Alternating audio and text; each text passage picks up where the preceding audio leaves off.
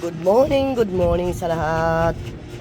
Sa aking mga bagong subscribe dyan. Andito na naman po si Madam Lover Orchids. At ako na naman po ay mag-share muli sa inyo. At isi-share ko na naman po sa inyo yung aking pong bagong collection. May bago po tayong collection. Ang aking tinutukoy walang iba kundi mamaya muna yan. Ang tinutukoy ko po walang iba kundi ito po mga beshi. Ito po yung bago kong collection. Kung bago ka pa lang sa akin channel, don't forget to subscribe ni mga beshi ko. Okay? Subscribe niyo ako mga beshi ko. Dahil andito na po si Madam Lover Orchids. At andito ako para po mag-share muli sa inyo. I-share ko muna sa inyo to ang aking bagong po ay nabili ko lang po ng 100 pesos. Swerte ko po talaga mga basic ko. Grabe pagdating sa plants, pagdating sa orchids, napakaswerte natin. Okay? So wait lang mga basic ko kasi medyo kung bago ka pa lang sa akin channel, don't forget to click the button and comment below mga basic ko. Pag may tatanong kayo, pwede naman yung magtanong sa akin sa comment. Okay? So ngayon, ipapakita ko sa inyo yung aking pong bagong nabili na orchids. So noong binili ko to mga basic ko ay ganito po siya, wala pa po siyang roots. Pero ito po yung nauna mga basic. Ito yung una pong nabili ko. Okay?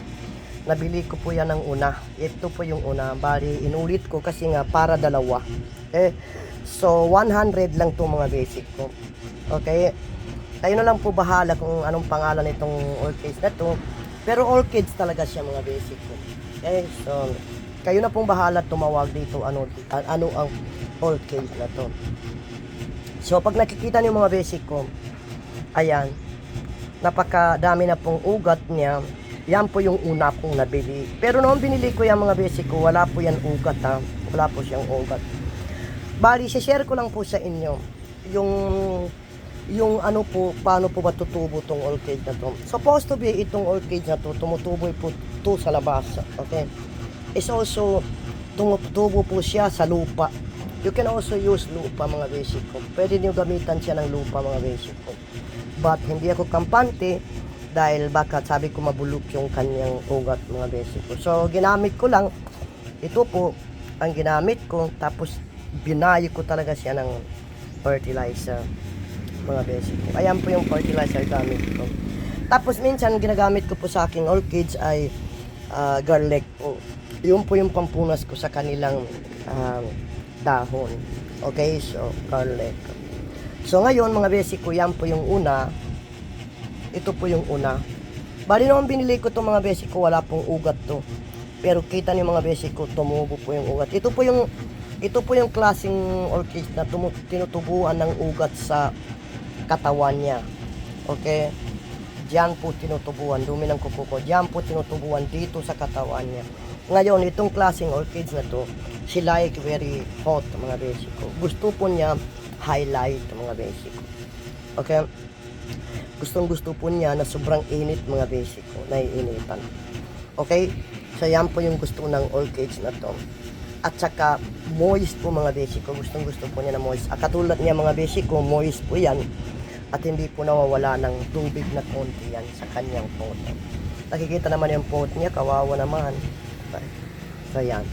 So hindi na natin papalitan yan. So anyway mga basic ko, yan po yung bago kong collection na kung hindi ko po alam ang pangalan nito mga basic ko. Kayo na lang po ang bahalang magpangalan nito.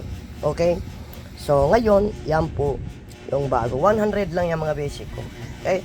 So ngayon pupunta na naman po tayo sa ating Grammatophyllum.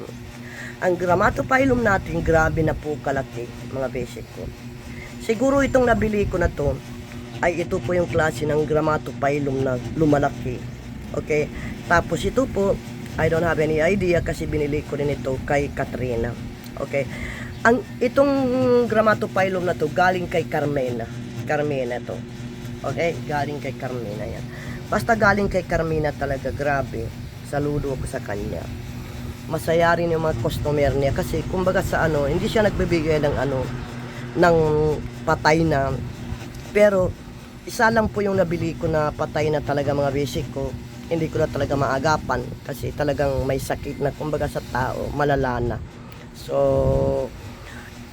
hindi ko na pwede siya i-save mga basic ko. Okay, kahit gaano ka pa dyan ka-magic mga basic ko, hindi mo na pwede i-save yung orchids talaga na wala na talagang roots mga basic ko. Okay, so ito mga basic ko ipapakita ko sa inyo. Itong gramato ko na to binili ko kay Carmina yan. Kita na, first time ko po, matatandaan ko po na ako po yung pinaka first time dahil una nagalanganin ako kasi sabi ko baka scam to. Pero nung nakita ko na ito po yung binigay niya, sabi ko hindi po scam to, totoo to. Kaya mula ngayon sa kay Carmina na po ako bumibili or kay Katrina. Sa dalawa na yan mga basic ko yung binibilihan ko ng orchids kasi talagang totoo po sila. Hindi po tayo dapat matatakot kasi yan, kung anong nakikita nyo sa picture ng Lazada, yun po yung ibibigay nila. Ganyan po ka-honest sila. Okay? Maniwala ka sa akin, ang mga tao talaga na loyal, yung mga tao na honest, sabi ko sa inyo, sasabihin ko sa inyo, I know kung ano ang isusukli ng taas sa kanila. Dahil siyempre honest sila. Pero doon naman sa mga taong mga mukhang pera, wala nang suklian yan mga basic ko. Kundi suklian yan sa ano na yan. Doon na sila magkita-kita sa Gayamoli, tiga ko na Tagalog. Maguindanao. So yan mga basic ko. Yung lahat ng binili ko kay Carmina or kay Katrina, talagang totoo yan. Kung ano nakikita nyo sa picture, ay yun din po yung marireceive nyo mga basic ko. Okay? Yun po yung marireceive nyo. Maniwala kayo sa akin. Si Carmina at sa Katrina, honest person yan sila. They are very honest. Kung ano ang makikita mo sa picture na binibenta nila, yun din yung marireceive nyo. Ganyan po ka-honest sila. Kaya mula ngayon, hindi na po ako bumibili ng orchid sa iba. Sa kanila na po ako bumibili kasi talagang nakikita ko po yung totoong pagka-ano nila, totoong honest nila na talaga sila ay papasayain ka. Okay? Hindi rin, tulad ng sinabi ko, hindi masasayangan yung pera mo, mga basic ko. Okay? Hindi masasayangan yung pera mo kasi talagang bibigyan kanila ng napakaganda. At bukod pa doon mga basic ko, hindi pa yan. Once na bumili kayo sa kanya, may gift yan mga basic ko. Okay? Hindi tulad yung binibilihan ko na iba, wala man lang gift. Okay? Kasi alam niyo mga basic ko, tayo, kung saan po tayo masaya, saan po tayo masaya na binibilihan natin ng mga orchids, talagang doon po tayo bibili at bibili sa kanila. Kasi nakikita natin yung honest nila. Okay? Kumbaga sa tao, honest po si Carmina, si Katrina. Believe ako, saludo ako sa kanila. Kaya alam niyo mga basic ko, ito po yung dati. Ito po, 600 ko nabili ito sa kanila. Okay? Isa lang to pero dinalawa ko mga basic ko. Kasi may bagong tumubo na naman. So, dalawa po yan mga basic ko. But, I think so this one is supposed to be used cocoa husk. Kailangan po nila ang cocoa husk na medyo, moist. Okay? So, sa pagkaalam ko po mga basic ko, sabi nila, itong Cymbidium, kailangan po niya ng sobrang init at kailangan po niya ng moist. Okay, ayaw niya ng dry na dry po yung kanilang yung kanilang ugat. So anyway mga basic ko, ito po yung klase ng ground orchids. Ito po yung pwede sa lupa. Kaya pwede niyo gamitan sa lupa yan mga basic ko. Pero hindi ko po ginagamitan ng lupa mga basic ko. Kasi bakit po? Dahil po ay ayaw ko po gamitan siya ng ng lupa mga basic. Bali ginamitan ko lang po siya ng charcoal, cocobas. Tasin na niyo mga basic ko. Yun po yung gamit ko, cocoa husk po mga basic ko. Diyan. So may tumubo po dyan mga basic ko na bago. Okay?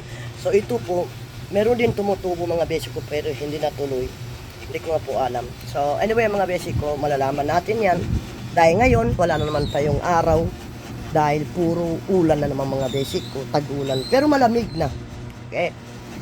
Malamig na talaga. Maingay yung aking electric fan. Nakabukas po yung electric fan ko kasi para po sila anuan ng hangin. Okay mga basic ko. So ngayon, hindi po tayo magdidilig tulad ng sinabi ko na hindi po nila kailangan ng tubig ngayon dahil wala pong araw. Nagdidilig lang po ako ng aking orchids kapag sobrang init po, mainit na mainit mga basic ko, doon po ako nagdidilig ng halaman mga basic ko. Pero pag hindi po mainit, hindi ako nagdidilig ng halaman. Hanggang dito na lang at sana po may matutunan kayo at sana po hindi kayo magsasawa panoorin yung aking video. Maraming salamat po sa lahat ng aking mga nag-subscribe sa aking video at thank you. God bless all of us. Bye-bye po.